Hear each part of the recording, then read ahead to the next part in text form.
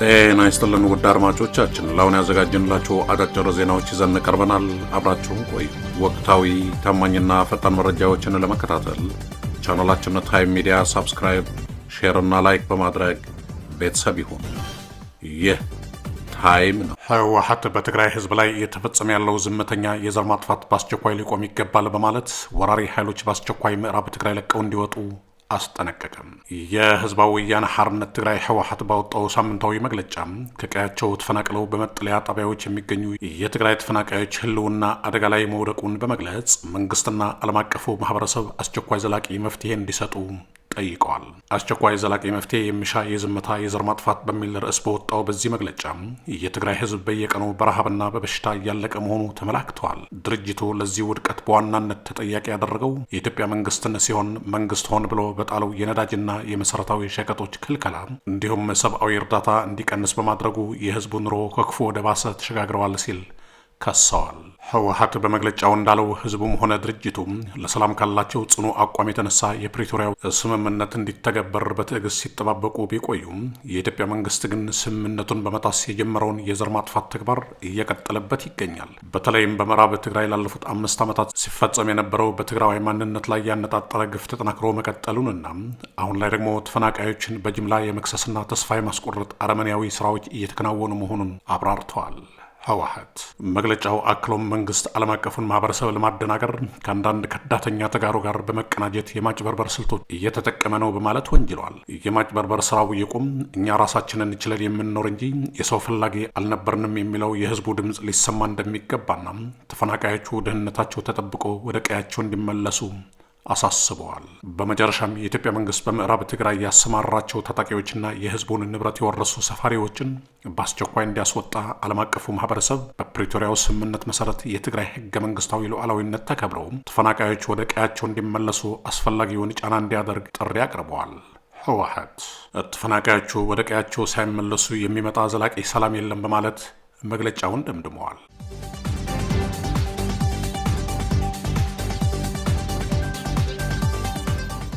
አሜሪካ ለኢትዮጵያውያን ሰጥታ የነበረውን ጊዜያዊ ከለላ የማግኘት መብት ማቋረጧን ተከትሎም ክስ ተመሰረተባት። ከ5,000 በላይ ዜጎች ስጋት ላይ ናቸው ተብለዋል። የስደተኞች መብት ተሟጓቾች የዶናልድ ትራምፕ አስተዳደር ለኢትዮጵያውያን የሰጠውን የጊዜያዊ ከለላ ለማቆም የወሰነውን ውሳኔ እንዲያነሳ በፌዴራል ፍርድ ቤት ክስ መመስረታቸውንና እርምጃው ከ5,000 በላይ ኢትዮጵያውያንን ከሀገሪቱ የመባረርና የስራ ፈቃድ የማጣት አደጋ መጋረጡን ሮይተርስ ዘግበዋል። ሐሙስ ዕለት በቦስተን ፌዴራል ፍርድ ቤት በ3 ኢትዮጵያውያንና አፍሪካን ኮሚኒቲስ ቱጌዘር በተባለ ግብረሰናይ ድርጅት የቀረበው ክስ የአሜሪካ የአገር ውስጥ ደህንነት መስሪያ ቤት የኢትዮጵያን የጊዜያዊ ከለላ ደረጃ ከየካቲት 6 2018 ዓ.ም ጀምሮ ለማቋረጥ ያስተላለፈውን ውሳኔ ይቃወማል። ከሳሾቹ የአገር ውስጥ ደህንነት ጸሐፊ ክሪስቲኖ በኢትዮጵያ በተለይም በአማራ ክልል ቀጣይነት ያለው ግጭትና ሰብአዊ ቀውስ ባለበት ሁኔታ የ60 ቀን የቅድሚያ ማስጠንቀቂያ ብቻ በመስጠት ከለላው መቋረጡን ይሞግታሉ። በተጨማሪም ውሳኔው ነጭ ባልሆኑ ስደተኞች ላይ ባለው የዘር ጥላቻ የተነሳም የተወሰነ ነው ሲል ከሰዋል። ሮይተርስ የድርጅቱን ዋና ዳይሬክተር አማሃ ካሳን ጠቅሶ እንደዘገበው የአስተዳደሩ የኢትዮጵያን የጊዜያዊ ጥበቃ ደረጃ ግምገማ በፖለቲካና በዘረኝነት የተነሳሳ እንጂ የህግ የበላይነትን ያከበረ አይደለም ብለዋል።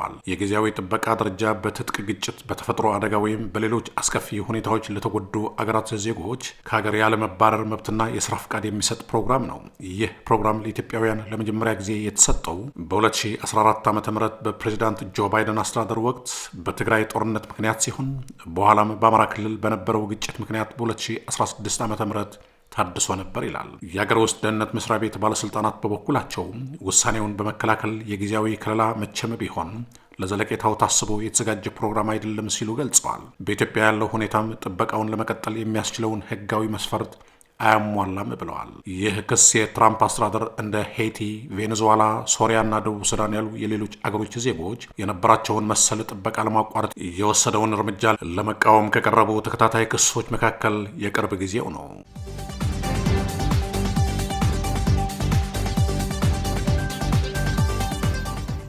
ኢትዮጵያውያን በፍጹም አሜሪካንን ከግብፅና ኢትዮጵያ እንድትመርጥ መጠየቅ የለባቸውም። በአንድ ወቅት ቪዛ ከሚሰጣቸው 10 ኢትዮጵያውያን ዶክተሮች 9 በዛው ስለሚቀሩ ለኢትዮጵያውያን ዶክተሮች ቪዛ እንዳይሰጥ አድርጌ ነበር ሲሉ የቀድሞ የአሜሪካ አምባሳደር ቲቦር ናዢ ተናገሩ። የቀድሞ በኢትዮጵያ የአሜሪካ አምባሳደር ቲቦር ናዢ የአሜሪካ ፖሊሲንና የአፍሪካ ቀንድን ጉዳዮች በተመለከተም ከሪፖርተር ጋር ምልልስ አድርገው ነበር።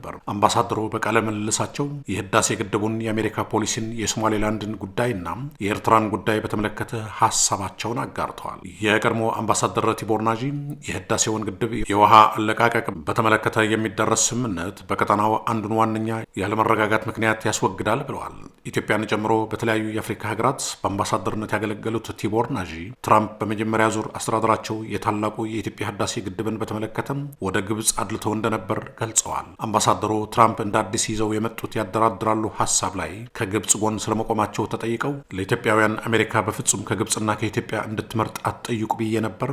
ምክንያቱም ግብፅ ለአሜሪካ የውጭ ጉዳይ ፖሊሲ ይበልጥ አስፈላጊ ነች። እውነታው ይህ ነው።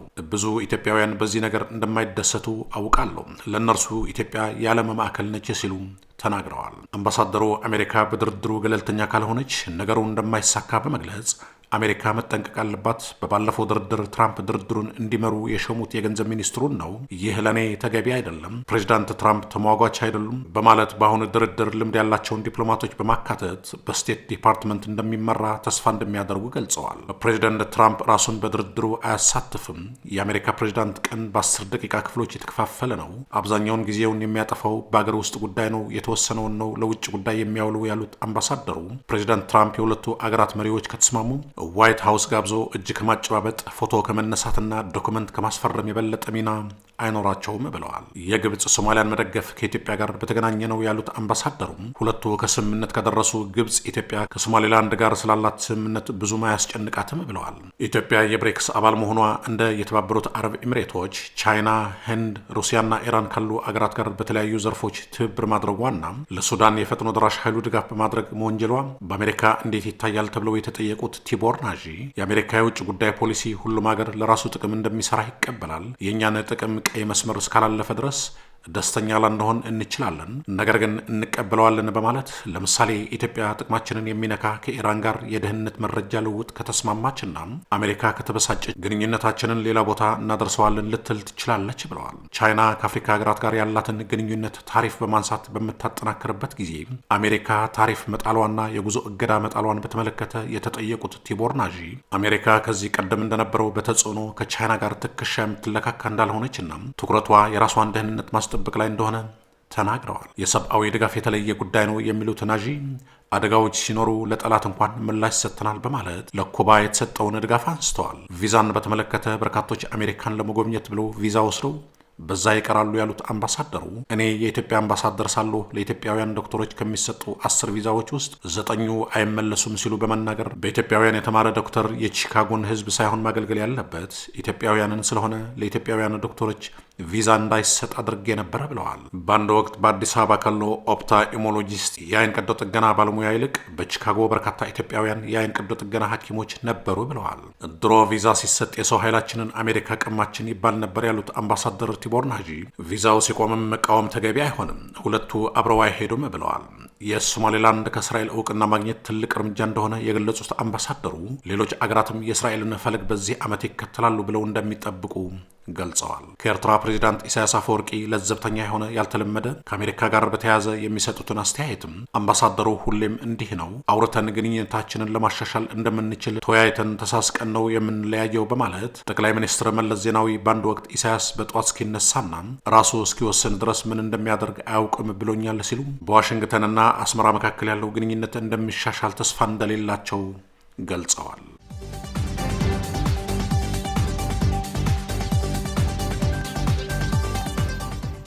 ወታደራዊ ዝግጅቱ ተጠናቀዋል። ትዕግስታችን ተሟጧል። ከኢትዮጵያ ለመገንጠል የቀረን የግዛት ማስመለስ ብቻ ነው። ምዕራብ ትግራይ ወደ ትግራይ ካልተመለሰም ጦርነት ሊጀመር ይችላል። ግዛታችን ለማስመለስ ዝግጅታችንን ጨርሰናል ሲሉ የትግራይ ሰራዊት ቃል አቀባይ ታጋይ ገብረ ጻዲቅ ተናገሩ። የትግራይ ሰራዊት ቃል አቀባይ አቶ ገብረ ጻዲቅ ድርጅታቸው ለማንኛውም ወታደራዊ ግዳጅ ዝግጁ መሆኑን በወየን ሚዲያ በኩል ባስተላለፉት መግለጫ አስታውቋል። ቃል አቀባዩ በመግለጫቸው የሰራዊታችን ትዕግስት ገደብ አለው፣ ወታደራዊ ኃይሉም በተጠንቀቅ ላይ ይገኛል በማለት በማለት ወቅታዊውን የክልሉና የፌዴራል መንግስቱን ግንኙነት አስመልክተው ንግግር አድርገዋል። አቶ ገብረ ጻዲቅ በመግለጫቸው ትግራይ በፌዴራል መንግስት ውስጥ ያላትን ሚና በተመለከተ ቅሬታቸውን የገለጹ ሲሆን በትግራይና በፌዴራል መንግስቱ መካከል ያለው ውጥረት እየጨመረ መምጣቱን ጠቁመዋል። አሁን ያለው ገደብ የሌለው ትዕግስት አይቀጥልም፣ ሁሉን አቀፍ ዝግጅት ተደርጓል ያሉት ቃል አቀባዩም የህዝብና የጦር ኃይሉ ለሚመጣው ማንኛውም ሁኔታ ዝግጁ እንዲሆን ጥሪ አቅርበዋል። ከኢትዮጵያ ለመገንጠል የቀረን የግዛት ማስመለስ ብቻ ነው። መሬታችን ለማስመለስ ተዘጋጅተናል።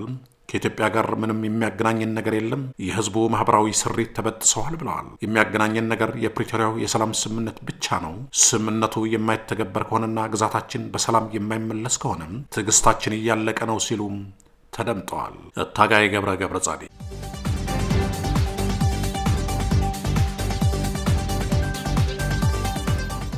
በመላው አሜሪካ እየጣለ ያለው ከባድ በረዶና የቀዝቃዛ የአየር ንብረት ተከትሎ በተከሰቱ የተለያዩ አደጋዎች ከታዳጊዎች እስከ አረጋውያን ያሉ በርካታ ዜጎች ህይወታቸውን እያጡ መሆኑ ተዘገበ። በቴክሳስ ፍሬስኮ ከተማ አንዲት የ16 ዓመት ታዳጊና ጓደኛዋ በበረዶ መንሸራተት ላይ ሆነው በመኪና እየተጎተቱ ሳለ መንሸራተቻው ከከርብ አልፎ ከዛፍ ጋር በመጋጨቱ የታዳጊዋ ህይወት ማለፉን ፖሊስ አስታውቋል። በተመሳሳይ ሁኔታ በአርካንሳስ ግዛት አንድ የ17 ዓመት ታዳጊ በኤቲቪ ተሽከርካሪ በበረዶ ላይ እየተጎተተ ሳለ ከዛፍ ጋር በመጋጨቱ ህይወቱ አልፈዋል። በፔንሲልቫኒያ ሌሃይ ካውንቲ በረዶ በመጥረግ ላይ የነበሩ እድሜያቸው ከ60 እስከ 84 የሚሆኑ 3 ሰዎች ህይወታቸውን አልፈዋል። የካውንቲው አስክሬን መርማሪ ህዝቡ በረዶ በሚጠርግበት ወቅት ጥንቃቄ እንዲያደርግ ያሳሰቡ ሲሆን በተለይም የልብ ህመም ታሪክ ያላቸው ሰዎች ከፍተኛ ጫና ከሚፈጥር የበረዶ መጥረግ ስራ እንዲቆጠቡ አስጠንቅቋል። እንዲሁም ተመሳሳይ ክስተቶች በሌሎች ቦታዎችም ተመዝግበዋል። ኒው ጀርሲ ቬሮና አንድ ግለሰብ አካፋ በእጁ እንደያዘ ህይወቱ አልፎ ተገኝተዋል። እንዲሁም በኒውዮርክ ሎንግ አይላንድ አንድ ጡረተኛ ፖሊስ መኮንን በረዶ እየጠረገ ህይወቱ አልፈዋል። በኒውዮርክ ከተማ ብቻ 5 ሰዎች መሞታቸውን ከንቲባው አረጋግጠዋል። በኦስተን አካባቢ አንድ ግለሰብ በአንድ የተተወ የነዳጅ ማደያ ውስጥ በቅዝቃዜ ምክንያት ህይወቱ አልፎ የተገኘ ሲሆን በማሳቹሴትስ ደግሞ አንዲት ሴት በመኪና ማቆሚያ ቦታ በበረዶ ገፊ መኪና ተገጭታ ህይወቱ አልፈዋል። ከዚህ በተጨማሪ በቴንሲ 3 በሉዊዚያና 2 በሚሲሲፒ 2 እና በካንሳስ 1 ሰዎች በክረምቱ ወጀብ ሳቢያ ህይወታቸውን ማጣታቸውን ባለስልጣናቱ አረጋግጠዋል። ውድ አድማጮቻችን ለአሁን ያዘጋጀንላችሁ አጫጭር ዜናዎች እነዚህ ነበሩ። በቀጣይ እስከምንገናኝ ሰላም በያላችሁበት። ታማኝ ወቅታዊና ፈጣን መረጃዎችን ለመከታተል ቻናላችን ታይም ሚዲያ ሳብስክራይብ፣ ሼር እና ላይክ በማድረግ ቤተሰብ ይሁኑ። ይህ ታይም ሚዲያ ነው።